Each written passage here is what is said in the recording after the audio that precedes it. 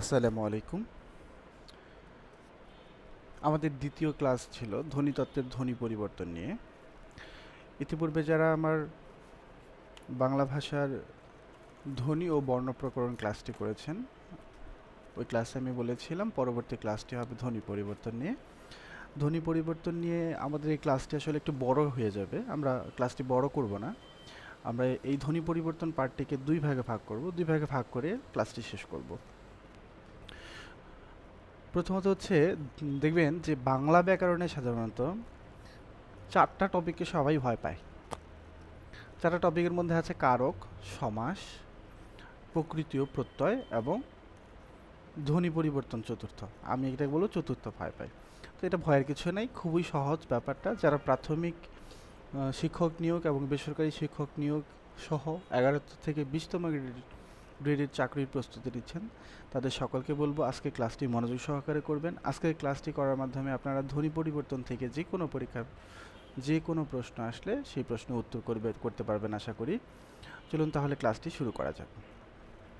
প্রথমত হচ্ছে ধ্বনি পরিবর্তন আসলে কি, একটা এক্সাম্পল দিয়ে শুরু করি। দেখেন, একটা এক্সাম্পল যদি বলি, আমরা সাধারণত বলি গ্রাম কথাটা বলি। এই গ্রাম কথাটা যখন উচ্চারণ করতে যাই তখন আমরা বলে ফেলি গ্যারাম। এই যে গ্রাম শব্দটা, গ্রাম এই শব্দটা আমরা উচ্চারণের সময় যে গ্যারাম উচ্চারণ করে ফেলি বা গ্যারাম বলি, এই যে পরিবর্তনটা, এহেন পরিবর্তনগুলোকে আমরা সাধারণত কি বলি? ধ্বনির পরিবর্তন বলি। আবার যদি খেয়াল করুন, আমি আরেকটা এক্সাম্পল দিচ্ছি। আমরা বলি স্টেশন। স্টেশন স্টেশন শব্দটাকে আমরা কি বলি? স্টেশন। স্টেশন শব্দটাকে আমরা বলে ফেলি স্টেশন।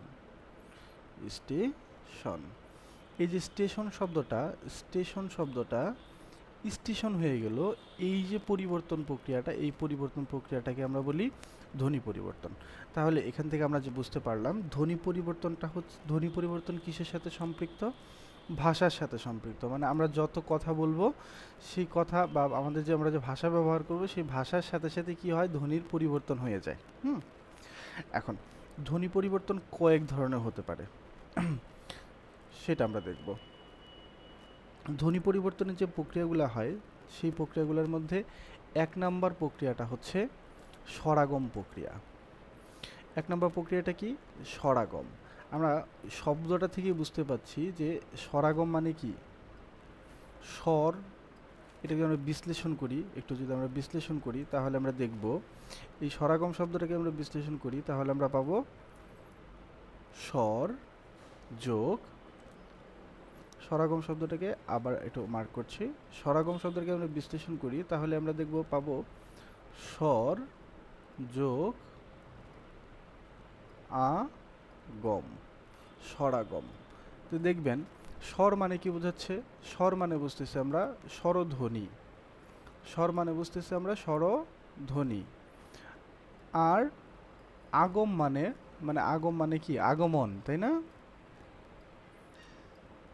আগমন। তার মানে স্বরাগম দ্বারা বলতে পারি আমরা স্বরধ্বনির যে আগমন, সেই স্বরধ্বনির আগমনটাকে আমরা বলবো স্বরাগম। দেখেন, উচ্চারণের সুবিধার জন্য বা অন্য কোনো কারণে শব্দের শুরুতে, মাঝে এবং শেষে স্বরধ্বনির আগমন ঘটলে তাকে আমরা কি বলবো? স্বরাগম বলবো। শব্দের শুরুতে আসতে পারে, শেষে আসতে পারে, মাঝখানে আসতে পারে, যেখানে আসুক না কেন যদি স্বরধ্বনির আগমন ঘটে তাকে আমরা বলবো স্বরাগম, উচ্চারণের সুবিধার্থে। এখন স্বরাগম 3 প্রকারের স্বরাগম সংগঠিত হয়। স্বরাগম কয়ভাবে হয়? 3 ভাবে হয়। স্বরাগম 3 ভাবে হয়। সেই 3 কি ভাগ সেটা, সেই ভাগগুলা হচ্ছে, প্রথমত আছে আদি স্বরাগম। খেয়াল করবেন, প্রথমে 1 নাম্বার আছে আদি স্বরাগম। আদি মানে কি? আদি মানে প্রথম, তাই না? আর স্বরাগম মানে তো জানলামই। তার মানে ব্যাপারটা হচ্ছে শব্দের আদিতে যদি কোনো স্বরধ্বনি আসে তাকে আমরা বলবো আদি স্বরাগম। আবার 2 নম্বরে কি আছে? মধ্য স্বরাগম। মধ্য স্বরাগম দ্বারা বুঝতেছি মধ্য মানে কি? মাঝে, তাই না? তার মানে শব্দের মাঝে যদি কোনো স্বরধ্বনির আগমন ঘটে তাহলে তাকে আমরা বলবো মধ্য স্বরাগম। আর অন্ত স্বরাগম কি? অন্ত মানে শেষ, তাই না? তাহলে শব্দের শেষে যদি স্বরধ্বনির আগমন ঘটে তাহলে তাকে আমরা বলবো অন্ত স্বরাগম। এখন সবচেয়ে ইম্পর্টেন্ট, এইটুকুর মধ্যে ইম্পর্টেন্ট যে ব্যাপারটা সেটা হচ্ছে এখান থেকে প্রশ্ন আছে যে মধ্য স্বরাগ্রমের অপর নাম কি? স্বরভক্তি। আবার আসতে পারে যে স্বরভক্তির অপর নাম কি? বিপ্রকর্ষ। তাহলে মধ্য স্বরাগম, স্বরভক্তি, বিপ্রকর্ষ এগুলা হচ্ছে কি একে অপরের অপর নাম বা সমার্থক। তাহলে আমরা এইটাকে ভেরি ভেরি ইম্পর্টেন্ট দিয়ে মুখস্থ করে ফেলবো, কারণ এখান থেকে আমাদের কোশ্চেন আসতে পারে এবং কি বিভিন্ন সরকারি চাকরি পরীক্ষায় এই প্রকারভেদ থেকে যদি প্রশ্ন আসে তাহলে অবশ্যই এই প্রশ্নটাই আসে যে মধ্য স্বরাগমের অপর নাম কি বা বিপ্রকর্ষের অপর নাম কি বা নিচের কোনটি, এরকম থাকতে পারে যে আপনার আসতে পারে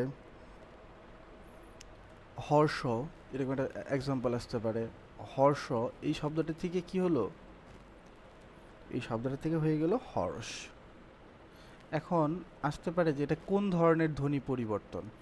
এইখানে আপনার মধ্য স্বরাগম উল্লেখ না থাকতে পারে, আসতে পারে কি স্বরভক্তি থাকতে পারে, কিংবা বিপ্রকর্ষ থাকতে পারে, বিপ্রকর্ষ থাকতে পারে, কিংবা বিপ্রকর্ষ থাকতে পারে। তার মানে আমরা এই যে এই স্বরাগম, মধ্য স্বরাগমের অপর নাম স্বরভক্তি বা স্বরভক্তির অপর নাম বিপ্রকর্ষ, এই ব্যাপারটাকে আমরা গুরুত্ব সহকারে পড়ব, যাতে এখান থেকে আমাদের একটু ঘুরিয়ে প্রশ্ন করলেও আমরা অ্যান্সার করতে পারি। আচ্ছা, তারপর আমরা এখন 3 প্রকারের প্রত্যেকটা ইন্ডিভিজুয়াল প্রকার নিয়ে আলোচনা করব। এখানে আমরা প্রথমে আলোচনা করব আদি স্বরাগম নিয়ে। আদি স্বরাগম ব্যাপারটা আমি বলেছি যে উচ্চারণের সুবিধার্থে বা অন্য কোনো কারণে যদি শব্দের আদিতে স্বরধ্বনির আগমন ঘটে তাহলে তাকে আমরা আদি স্বরাগম বলবো। চলেন আমরা কতিপয় এক্সাম্পল দিয়ে শুরু করি।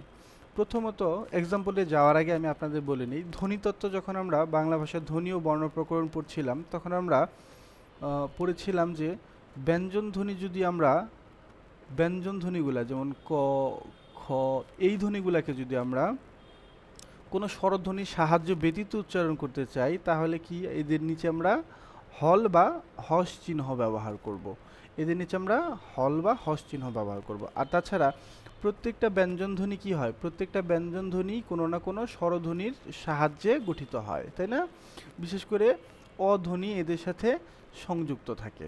তো এই ব্যাপারটাকে আমরা এখানে মাথায় রাখবো। আর এইটুকুর মধ্যে আমরা আমরা সাধারণত ধ্বনি বিশ্লেষণ বা শব্দ বিশ্লেষণ করলে আমরা আমাদের কোনটা স্বরাগম, আদি স্বরাগম, কোনটা মধ্য স্বরাগম বা কোনটা অন্তঃস্বরাগম সেটা বুঝতে পারবো। চলুন এক্সাম্পলে যাওয়া যাক। আমি একটা এক্সাম্পল লিখলাম। এক্সাম্পলটা হচ্ছে স্কুল। একটু খেয়াল করবেন, স্কুল আমরা কি স্কুল বলি আসলে? দেখা যায় এই আপনি কোথায় যাচ্ছেন, বাচ্চাটাকে প্রশ্ন করবেন কোথায় যাচ্ছেন, বেশিরভাগ বাচ্চা বলবে স্কুলে যাচ্ছি।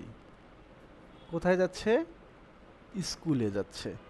মানে স্কুল শব্দটার উচ্চারণ করে তারা কি স্কুল। এখন একটু খেয়াল করুন, এই স্কুল শব্দটাকে যদি আমরা স্কুল শব্দটাকে বিশ্লেষণ করি তাহলে আমরা কি পাবো? দন্ত স, তারপরে পাবো ক। দেখেন এখানে আমি একটু বলে রাখতে চাই, এর নিচে কিন্তু হস চিহ্ন ব্যবহার করলে একটা অধ্বনি আছে, আবার এর নিচে হস চিহ্ন ব্যবহার করলে কি আছে? একটা অধ্বনি আছে। আবার তারপরে কি পাবো? রস্যও পাবো, তারপরে পাবো ল। এইখানে পরিবর্তিত যে ধ্বনি পরিবর্তনের ক্ষেত্রে যে পরিবর্তনটা হলো, সেই পরিবর্তিত ধ্বনির মধ্যে কি পাচ্ছি? শুধু রস্যই পেয়ে, আর বাকি সবগুলো কি এক আছে না? সেম আছে না? স্কুল, এখানেও স্কুল সেম আছে। তার মানে আমরা আমাদের এই শব্দের আদিতে বা শুরুতে একটা রস্যই বা একটা স্বরধ্বনির আগমন ঘটেছে। কি ঘটেছে? একটা রস্যই বা একটা স্বরধ্বনির আগমন ঘটেছে। দ্যাটস ওয়াই একে আমরা কি বলবো? একে বলবো আমরা আদি স্বরাগম। আবার যদি একটু খেয়াল করুন, একটা আরেকটা এক্সাম্পল দিচ্ছি। এক্সাম্পলটা হচ্ছে স্তাবল। স্তাবল, স্তাবল বলে আসলে কোনটাকে? ঘোড়া রাখার যে স্থান থাকে না, যে জায়গায় ঘোড়া রাখা হয়, সেই ঘোড়া রাখার স্থানটাকে বলে আমরা স্তাবল। আসলে এইটা এখন পরিবর্তিত উচ্চারণ কি হয় দেখেন, আস্তাবল। পরিবর্তিত উচ্চারণ হবে কি? আস্তাবল। এই যে আস্তাবল উচ্চারণ হচ্ছে, স্তাবল থেকে আস্তাবল উচ্চারণ হচ্ছে, এই যে আ ধ্বনিটা আগে চলে আসছে, প্রথমে চলে আসছে, এই প্রথমে চলে আসাটাই হচ্ছে আদি স্বরাগমের উদাহরণ। আবার যদি খেয়াল করুন আপনি, আরেকটা শব্দ আমি বলছি, স্পর্ধা। স্পর্ধা, স্পর্ধা শব্দটা স্পর্ধা মানে কিন্তু সাহস, তাই না? দেখেন এই স্পর্ধা শব্দটাকে যখন আমরা উচ্চারণ করি তখন কি অনেক ক্ষেত্রে কি হয়, উচ্চারণ হয়তো বা দ্রুত উচ্চারণ করার কারণে কিংবা কোনো কারণে দেখা যায় যে এটা উচ্চারণ হয়ে যায় কি আস্পর্ধা, উচ্চারণ হয়ে যায় আস্পর্ধা। এই যে পরিবর্তনটা স্পর্ধা থেকে কি হলো আস্পর্ধা উচ্চারিত হচ্ছে, এই পরিবর্তনগুলোকে আমরা বলবো আদি স্বরগম। আশা করি ব্যাপারটা বুঝে এসেছে আপনাদের। তার মানে শব্দের আদিতে যদি কোনো স্বরধ্বনির আগমন ঘটে তাহলে আমরা তাকে বলবো আদি স্বরাগম। চলুন আমরা মধ্য স্বরাগম সম্পর্কে জেনে নিই। আগেই বলেছিলাম মধ্য স্বরাগমের অপর নাম হচ্ছে স্বরভুক্তি বিপ্রকর্ষ। মধ্য স্বরাগমের অপর নাম কি?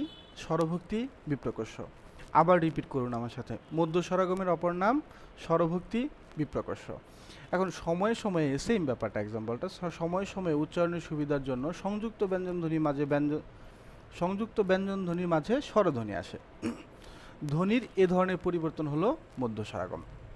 দেখেন একটা ব্যাপার আছে, কিন্তু বলছে কি সময় সময় উচ্চারণের সুবিধার জন্য সংযুক্ত ব্যঞ্জন ধ্বনির মাঝে, কোথায় আসবে? সংযুক্ত ব্যঞ্জন ধ্বনির মাঝে যদি স্বরধ্বনি আসে তাহলে আমরা তাকে কি বলবো?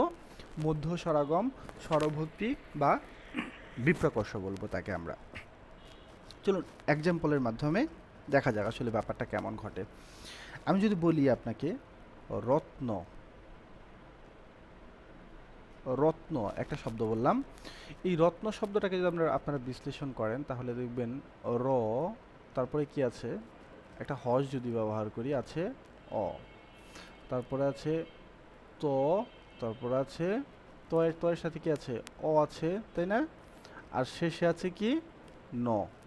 তয়ের সাথে একটা অ আছে আর শেষে আছে ন। এই রত্ন শব্দটা পরিবর্তিত উচ্চারণ হয় রতন। খেয়াল করবেন রতন শব্দটাকে যদি আবার আমরা বিশ্লেষণ করি, র যোগ অ যোগ ত যোগ ন, রতন। এই যে রতন শব্দটা আমরা যখন লিখলাম তখন দেখেন এখানে কিন্তু অ নাই, র যোগ অ যোগ ত যোগ ন, তাহলে কি হয়? রত্ন হয়। এখানে কিন্তু অ নাই, কিন্তু রতন শব্দটার মধ্যে যখন যাবেন তখন দেখবেন এই তয়ের নিচে কি আছে? একটা অ আছে। এই যে মাঝখানে স্বরধ্বনি আসলো, এই মাঝখানে স্বরধ্বনি আসার প্রক্রিয়াটাকে আমরা বলবো মধ্য স্বরাগম। আরেকটা এক্সাম্পল দিই তাহলে ব্যাপারটা আরও ক্লিয়ার হবে। আপনি খেয়াল করুন, আমরা একটা শব্দ বলি সচরাচর সবাই পরিচিত, ধর্ম শব্দটা আমরা বলি। ধর্ম শব্দটা আমরা যখন উচ্চারণ করতে যাই তখন এটা কি হয়ে যায়? আমরা এরকম উচ্চারণ করি, আমরা উচ্চারণ করি ধরম, উচ্চারণ করি ধর্ম শব্দটাকে আমরা উচ্চারণ করি ধরম। এক্ষেত্রে দেখেন ধর্ম শব্দটাকে যদি আমরা বিশ্লেষণ করি আমরা পাই ধ যোগ অ যোগ র, মানে র ফলা যোগ ম। খেয়াল করবেন আমরা ধরম শব্দটাকে যদি আবার বিশ্লেষণ করি তাহলে কি পাবো? ধ যোগ অ যোগ র যোগ অ যোগ ম। এই দেখেন এখানে র ফলা বা র যে আছে, এই র এর সাথে কি কোনো অ ছিল? ছিল না, কিন্তু এইখানে কি আসছে? একটা অধ্বনির আগমন ঘটছে। এই যে অধ্বনির আগমন ঘটলো, এই অধ্বনির আগমন ঘটার ফলে এটা কি হয়ে গেল? মধ্য স্বরাগমের উদাহরণ হয়ে গেল। আবার যদি খেয়াল করুন আপনি প্রথমে যে এক্সাম্পলটা দিয়েছিলাম,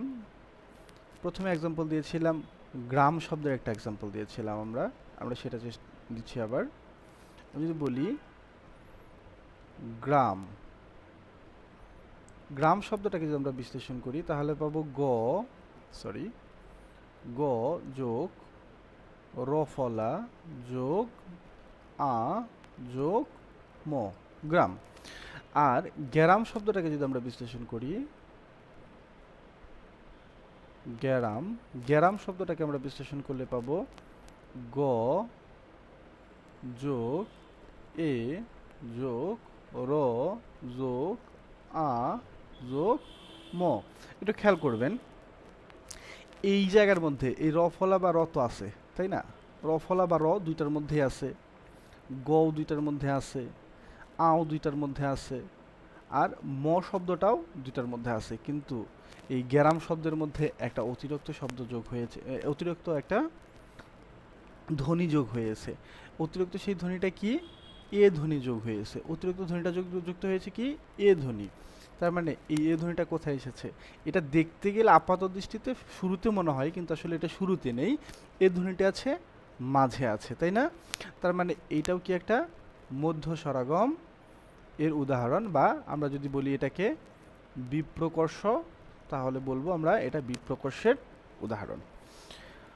অনুরূপ একইভাবে আমরা আরও অনেক এক্সাম্পল দিতে পারি, সেই এক্সাম্পলগুলোর মধ্যে আছে, আমি একটু মুছে নেই যাতে আবার লিখলে হয় সুবিধা হয়। আশা করি আপনারা লিখে নিয়েছেন তথ্যটা, আমি যে সেই এক্সাম্পল দিচ্ছি আশা করি আপনারা লিখে নিচ্ছেন। লিখে নেবেন, লিখে নিলে ব্যাপারটা হবে কি, যে আপনারা নিজেরা নোট তৈরি করতে পারবেন, এবং কি নিজেরা সেই নোটটা যখন নিজের নোট যখন নিজে পড়বেন, তখন মনে হবে যে এর থেকে পরিচিত আর কিছু নাই। হ্যাঁ, নিজের নোট নিজে পড়লে পড়াটা তাড়াতাড়ি মুখস্থ হয় বা পড়াটা তাড়াতাড়ি আত্মস্থ হয়।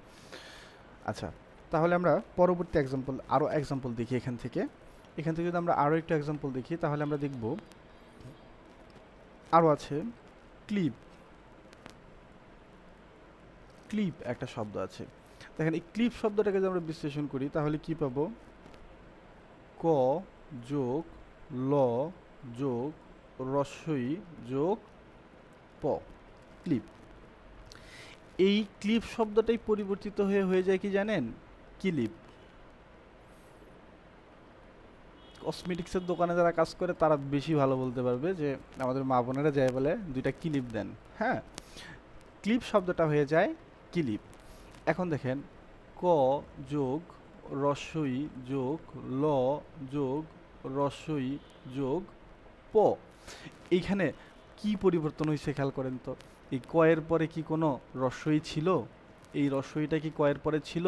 ছিল না, কিন্তু নতুন করে এইখানে একটা রস্বই বা একটা স্বরধ্বনির আগমন ঘটেছে।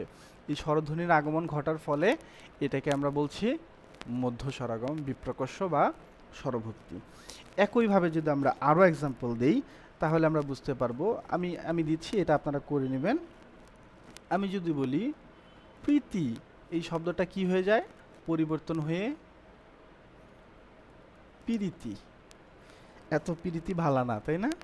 এই প্রীতি শব্দটা কি হয়ে যায়? প্রীতি হয়ে যায়। অনুরূপভাবে শ্লোক শব্দটা হয়ে যায় শোলক, এবং মুক্তা শব্দটা হয়ে যায় মুকুতা।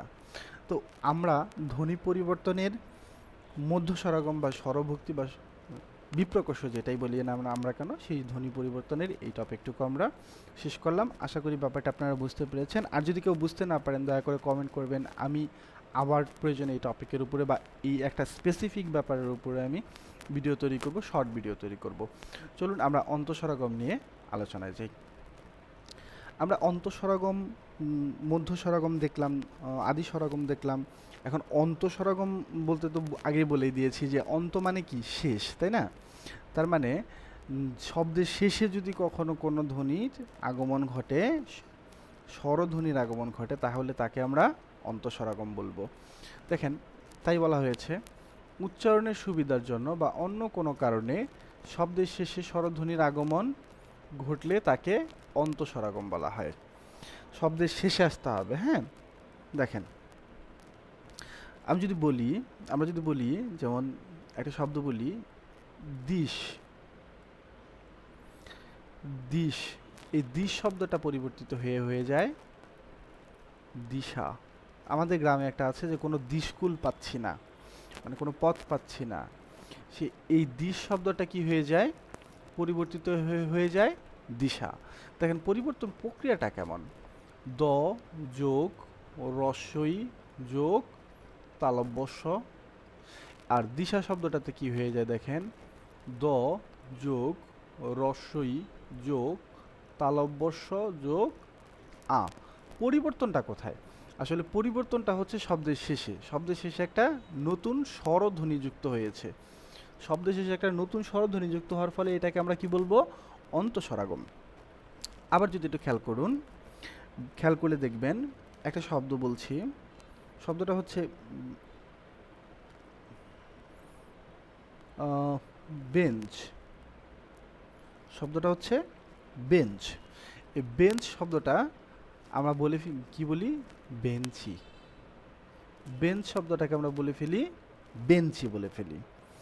বেঞ্চ শব্দটাকে আমরা বেঞ্চি বলি। আসলে ব্যাপারটা এটা পরিবর্তনটা কি দেখেন, বেঞ্চ শব্দটাকে যদি আমরা বিভাজন করি তাহলে দেখব ব যোগ এ যোগ ইয় যোগ চ যোগ রস্বই, তাই না?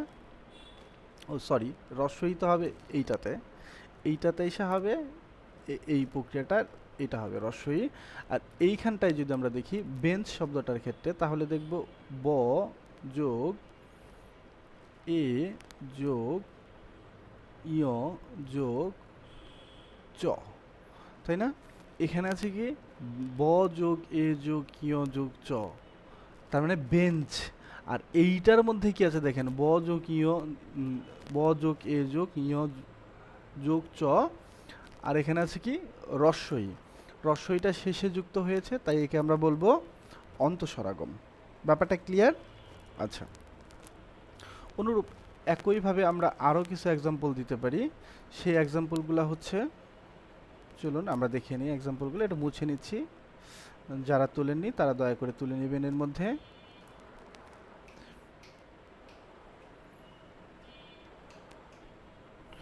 আচ্ছা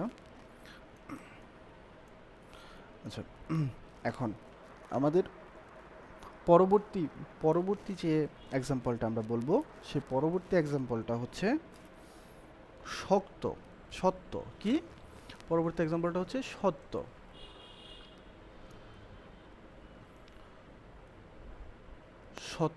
এই সত্য শব্দটা হয়ে যায় কি দেখেন, সত্য শব্দটা হয়ে যাবে সত্যি। কি হয়ে যাবে? সত্যি। এখন সত্য শব্দটা হয়ে গেল সত্যি।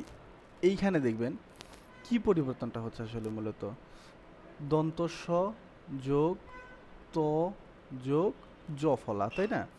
এই সত্যিতে কি হয়ে যাচ্ছে, দন্ত স যোগ ত যোগ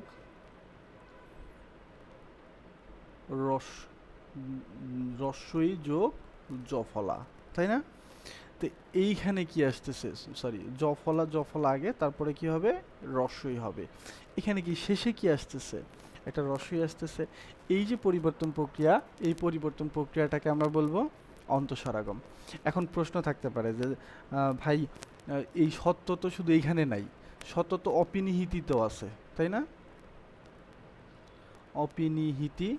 অপিনিহিতিতে আছে না সত্য? সেই সত্যটা কি হয়ে যায়?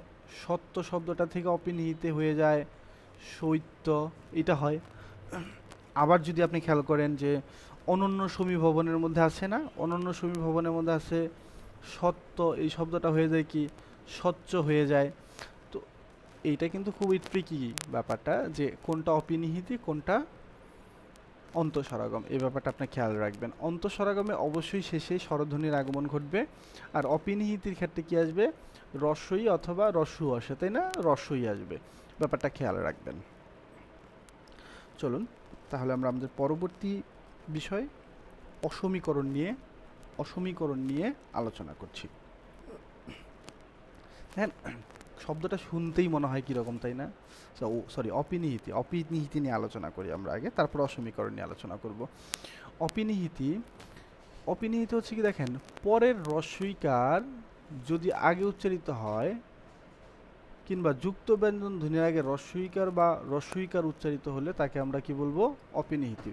একদম সিম্পল কথায় বলবো, পরের রস্বই বা রস্বকার আগে উচ্চারিত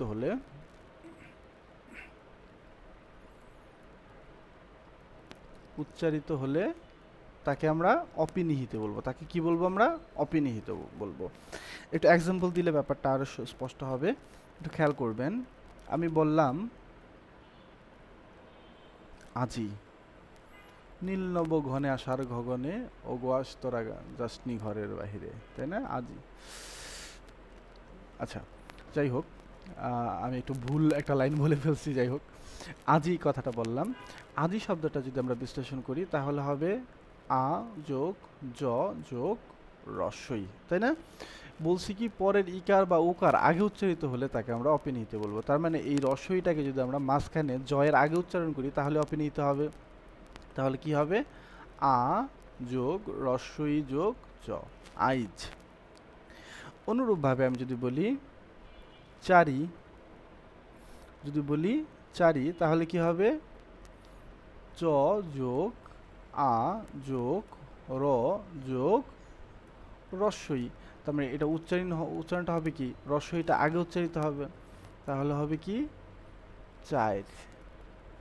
ব্যাপারটা আশা করি বুঝতে পেরেছেন আপনারা। আচ্ছা, তারপরে খেয়াল করবেন, আচ্ছা এটা লেখাটা তুলে নিন, আমি মুছে নিব যাতে আমি আমি পরবর্তী লেখাটা লিখতে পারি।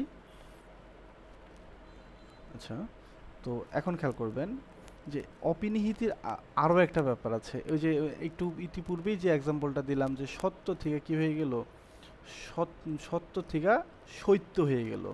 এই প্রক্রিয়াটা আসলে কিভাবে হইল, কিভাবে ঘটলো আমরা সেটা দেখব এখন। এখন একটু খেয়াল করবেন, বলছি যে সত্য এই শব্দটা, সত্য আর পক্ষ এই দুইটা শব্দ বললাম। এখন মাথায় রাখতে হবে যে জফলা বা ক্ষীয়, জফলা বা ক্ষীয় এই দুইটার মধ্যেই একটা লুকায়িত রস্বইকার আছে। এটা একদম একদম মাথায় রেখে দিই, এত বিশ্লেষণের দরকার নেই এই জায়গাটায়। হ্যাঁ, জফলা এবং কি ক্ষীয় এই দুইটা জায়গায় কি আছে? একটা লুকায়িত রস্বই আছে। আমরা শুধু সেই লুকায়িত রস্বইটা নিব, ক্ষীয়টা নিয়ে কিন্তু আমাদের কাজ নাই, বা জফলা নিয়ে আমাদের কাজ নেই, আমরা সেই লুকায়িত রস্বইটা নিব। অপিনিহিতির ক্ষেত্রে জফলা এবং কি ক্ষীয়র মধ্যে একটা লুকায়িত সবসময় একটা রস্বই থাকে, সেটাকে আমরা টেনে নিব, জাস্ট এটুকুই। তাহলে কি হবে? সৎ সত্য, তাই না? সত্য হয়ে যাবে। আবার পক্ষ যদি বলি তাহলে হবে কি? পৈক্ষ, তাই না? একদম সিম্পল ব্যাপারটা। আবার যদি বলা হয়, সাপোজ মনে করেন যে এরকম বললাম যে কন্যা একটা শব্দ বললাম, তাহলে কি হয়ে যাবে? কন্যা শব্দটা হয়ে যাবে কন্যা। আবার বাক্য একটা শব্দ আছে বাক্য, এটা কি হয়ে যাবে? বাক্য। আবার যদি খেয়াল করেন আরেকটা শব্দ বললাম সাধু, তাহলে এটা কি হয়ে যাবে? সাউদ। কেন সাউদ হলো? রস্বইকার। কি বলা ছিল? রস্বইকার কিংবা রস্বইকার যদি থাকে সেটা কি হয়? আগে উচ্চারিত হয়। এই রস্বইকার কোথায় ছিল? শেষে ছিল, সেটাকে আমরা আগে উচ্চারণ করে দিলাম, তাহলে আমাদের অপিনিহিতি শেষ হলো। পরবর্তী টপিকে পরবর্তী আলোচ্য বিষয় হচ্ছে আমাদের অসমীকরণ। একদম সহজ ব্যাপারটা। সমীকরণ মানে কি? আমরা আসলে সমীকরণ বলতে বুঝি সমান করা, তাই না? আর অসমীকরণের কাজ কি হবে ভাই? তাহলে অসমীকরণের কাজ হচ্ছে সমান জিনিসটাকে কেটে দেওয়া বা অসমান করে দেওয়া, তাই না? এই অসমীকরণ হচ্ছে একই স্বরের, যদি দেখা যায় যে একটা শব্দের মধ্যে একটা স্বরের বারবার পুনরাবৃত্তি হইতেছে দুইবার, এই পুনরাবৃত্তিটাকে যাতে দূর করা যায়, এই দূর করার জন্য আমরা মাঝখানে একটা স্বরধ্বনির আগমন ঘটাই। সেই স্বরধ্বনির আগমন ঘটলেই সেটা অসমীকরণ হয়ে যায়। তার মানে ব্যাপারটা হচ্ছে কি, একই স্বরের পুনরাবৃত্তি দূর করার জন্য শব্দের মাঝে যখন স্বরধ্বনির আগমন ঘটে তখন তাকে আমরা অসমীকরণ বলি। যেমন আমি যদি বলি ধপ ধপ, এই দুটো একই শব্দ না? দেখেন, এইটা ধপ ধপ না বলে যদি একটা স্বরধ্বনি আ নি তাহলে কি হয়? ধপা ধপ। আবার যদি বলি টপ যোগ টপ, তাহলে কি হয়? টপ টপ, তাই না? এইটার মধ্যে যদি টপ টপ হয়, এটার মধ্যে যদি আমি আরেকটা একটু কাটাকাটি হয়ে গেল, এটা মুছে নেই, টপ যোগ টপ যদি হয় কি হয়? টপা টপ হবে, তাই না? তো এখানে আমি যে আরেকটা স্বরধ্বনি যদি আনি, এটা স্বরধ্বনিটা আনলে কি হয়ে যায়? টপা টপ। তখন একটা অর্থপূর্ণ ব্যাপার দাঁড়ায়। তো এই ব্যাপারটাই যে যে জিনিসটা সমান নাই, সমান আছে, সেটাকে আমরা একটু একটা স্বরধ্বনি এনে পরিবর্তন করে দিলেই সেটা কি হয়ে যাবে? অসমীকরণ হয়ে যাবে। যেমন, ঠিক আছে? তার মানে ধপাধপ যদি এরকম থাকে যে ধপাধপ, এটা কোন ধরনের ধ্বনি পরিবর্তন? এটা হচ্ছে অসমীকরণের উদাহরণ। থাকে যদি টপাটপ, এরকম থাকে যে টপাটপ, টপাটপ। টপাটপ কোন ধরনের ধ্বনি পরিবর্তন? এটা হচ্ছে অসমীকরণ। অসমীকরণ, এটা হচ্ছে অসমীকরণ, অসমীকরণের উদাহরণ। চলুন আমরা পরবর্তী আলোচ্য বিষয় স্বরসঙ্গতি। এটা খুবই গুরুত্বপূর্ণ। স্বরসঙ্গতি থেকে খুবই প্রশ্ন আসে। এখানে প্রশ্ন আসে অপিনিহিতি থেকে, সবচেয়ে বেশি পরীক্ষায় প্রশ্ন আসে অপিনিহিতি থেকে, সবচেয়ে বেশি। অপিনিহিতি থেকে বলতে পারেন যে এইখানে ধ্বনি পরিবর্তনে যত প্রশ্ন হয় তার 50% প্রশ্নই হয় অপিনিহিতি থেকে। অপিনিহিতি থেকে 50% প্রশ্ন হয় অপিনিহিতি থেকে। সুতরাং অপিনিহিতিটা খুবই গুরুত্বপূর্ণ, এটাতে গুরুত্ব দিয়ে পড়বেন। আর তাছাড়া অপিনিহিতি বাদে এই স্বরসঙ্গতি থেকেও প্রশ্ন আসে অনেক পরিমাণে। এই স্বরসঙ্গতি আলোচনা করি আজকে আমাদের এই ধ্বনি পরিবর্তনের উপরে প্রথম ক্লাসটি শেষ করব।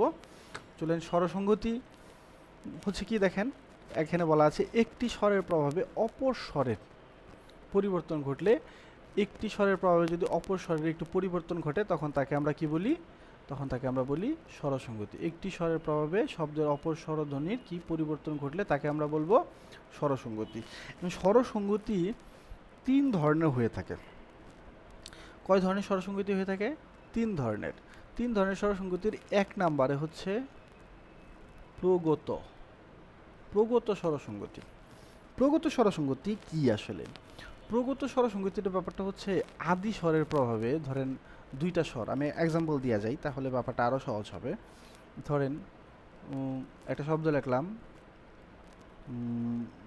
মূলা, এই মূলা শব্দটা হয়ে গেল মূলো। এই যে মূলা শব্দটাকে যদি আমরা বিশ্লেষণ করি দেখেন তাহলে কি পাবো? ম যোগ রস্যউ যোগ ল যোগ আ। আবার মূল শব্দটাকে যদি আমরা বিশ্লেষণ করি তাহলে পাবো ম যোগ রস্যউ যোগ ল যোগ ও, তাই না? দেখেন এই আ ধ্বনির প্রভাবে শব্দের কি হয়েছে? শেষের ধ্বনিটা উতে পরিণত হয়ে গেছে, ওতে পরিবর্তন হয়ে গেছে, তাই না? তার মানে শব্দের যদি কখনো এরকম হয় যে শব্দের আদি স্বর অনুযায়ী, আদি স্বর অনুযায়ী পরবর্তী স্বর কি হয়ে গেছে? পরিবর্তন হয়ে গেছে, তাহলে তাকে আমরা বলবো, আদি স্বর ঠিক থেকে পরবর্তী স্বর পরিবর্তন হয়ে গেছে, তাকে আমরা বলবো প্রগত স্বরসঙ্গতি। তাকে আমরা কি বলবো? প্রগত স্বরসঙ্গতি। আবার যদি খেয়াল করুন যে, আবার যদি আমরা উদাহরণ দেই, শিকা একটা শব্দ আছে, এটা কি হয়ে যায়?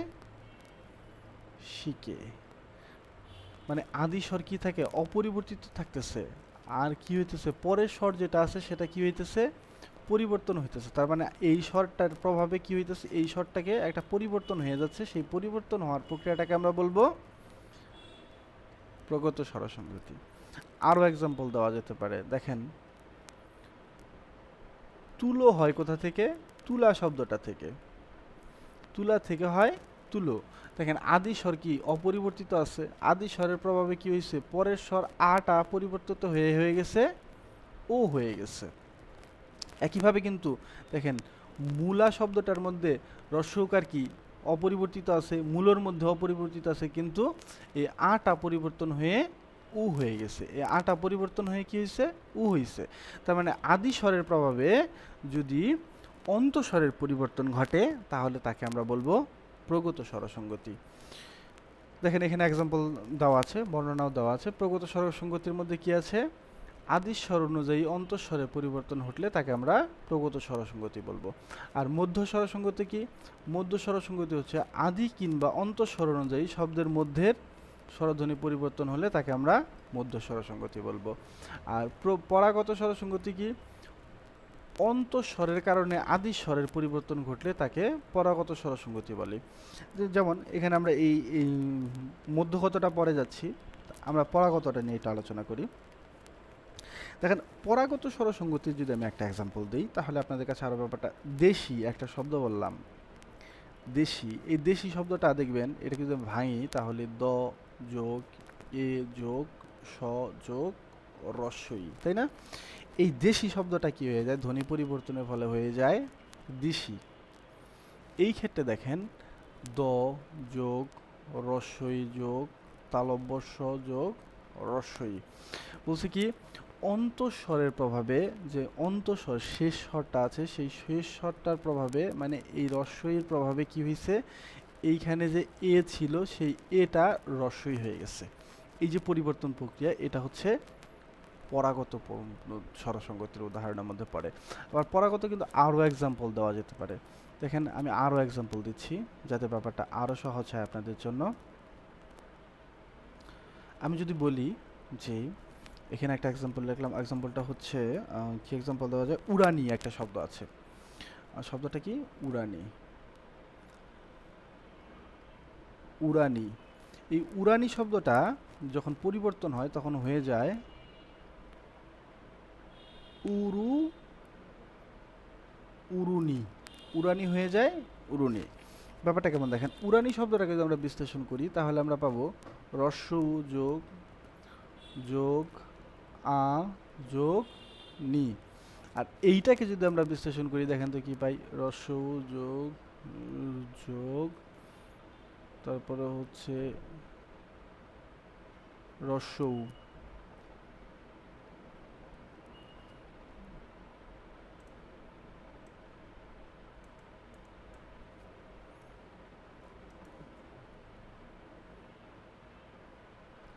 রস্য উ যোগ ন যোগ রস্বই, তাই না?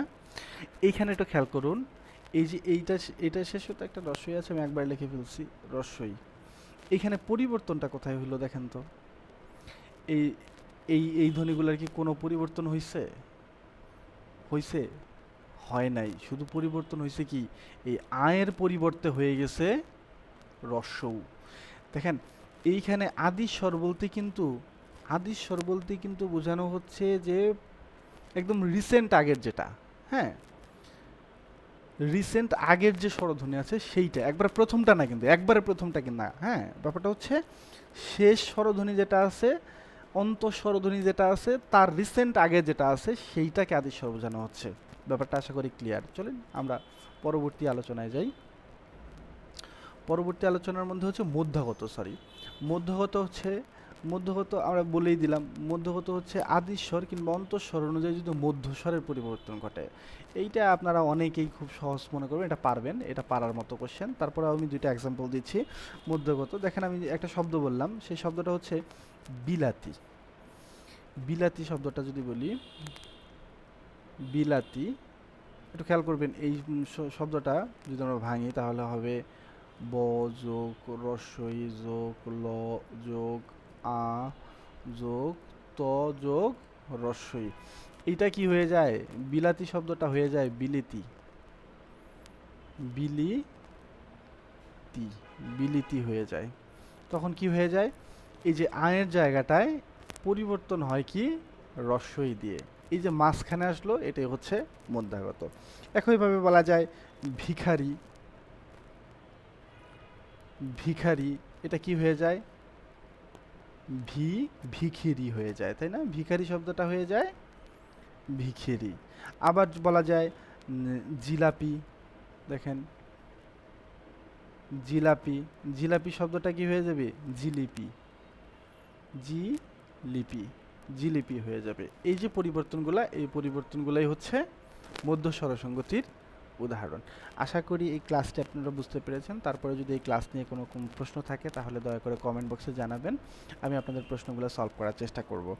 আর আজকে ক্লাসে যা পড়ানো হলো এটা কেবলমাত্র ধ্বনি পরিবর্তনের প্রথম পার্ট, দ্বিতীয় পার্টটি খুব শীঘ্রই আপনাদের জন্য আপলোড করা হবে।